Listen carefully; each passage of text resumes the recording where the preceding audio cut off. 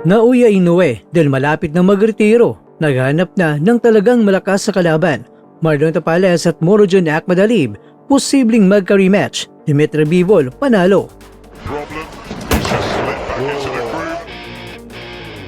The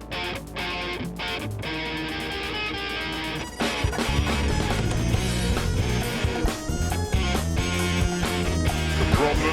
He's just slipped back into the groove. Hindi na nagsasayang ang undisputed super bantamweight king na si Naoya Inoue ng kanyang oras sa mga kalaban na pwede na yan. Sa halip, tututukan na nito ang pagpili ng mga pinakamalakas na boksingero sa mundo na magbibigay ng kapanapanabik na laban para sa mga tagahanga. Ito ang kinumpirma ni Hideyuki Iwashi, ang pangulo ng Iwashi Boxing Gym, sa isang panayam sa media sa Yokohama. At ayon kay Iwashi, matapos ang sunod-sunod at mabibigat na laban ng 33 anyos na kampiyon, panahon na upang maging mapili sa mga susunod na makakatapat nito.